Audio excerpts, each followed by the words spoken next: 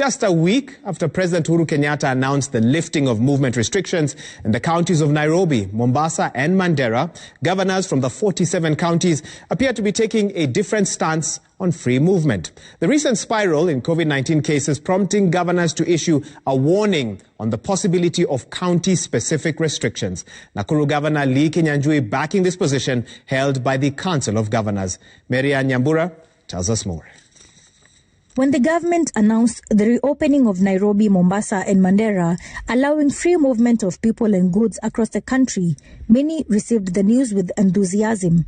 10 days later, the decision to reopen the country seems to be behind a sense of panic among governors, with Kenyans seemingly throwing caution to the wind.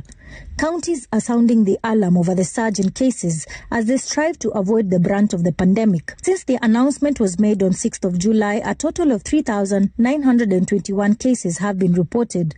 Before President Kenyatta announced the measures, Nakuru had 77 cases, but is currently ranked 9th among the 42 counties with 155 COVID-19 cases.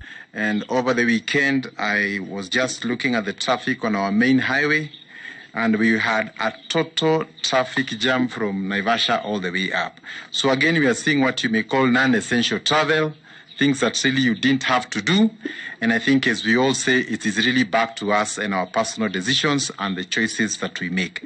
COG Chairman Wycliffe Oparanya, through a statement yesterday, indicated that they were keenly following up on the spike in cases across the counties, but a concerned Health CS Mutahi Kagwe putting the male gender on the spotlight for disregarding the measures. Usikufe. We insist that you don't die.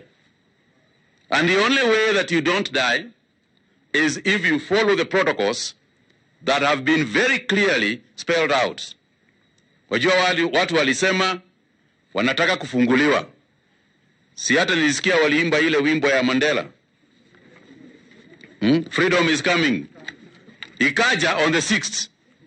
Si ikuja 6th. Freedom ilikuja on the 6th. But freedom comes with responsibility. In the last 24 hours, 421 people tested positive for the disease out of 3,895 samples tested. This bringing the total caseload in the country to 11,673. 8 people have succumbed to the virus, bringing the total number of deaths to 217. There's a strict criteria for home-based care. One, of course, you must have a COVID positive diagnosis confirmed by a laboratory and through PCR. Number 2, you must be asymptomatic. Number 3, you must not have any coexisting medical condition, such as high blood pressure, diabetes, or any other chronic medical condition. Nairobi County continues to lead with 6,491 cases, Mombasa coming in second with 1,493 cases, and Kiambu ranking third with 640 COVID-19 cases. Kagwe, who also launched a primary healthcare strategic framework and the community health services policy aimed at strengthening the healthcare system in the country, recognized the strides made by counties in ensuring that they meet the 300 isolation bed capacity, and for some, even surpassing it. In Nairobi, tension has gripped tenants living in Jacaranda Estate, Kahawa West, after a notice was issued by the management urging them to self-isolate for a period of 14 days after 2 tenants tested positive for COVID-19. The tests were confirmed by the Ministry of Health Roysambu Sub-County COVID-19 response team. However, the management later owned up to the alarmist notice, saying that it was prematurely released. Marian Nyambura, Citizen TV.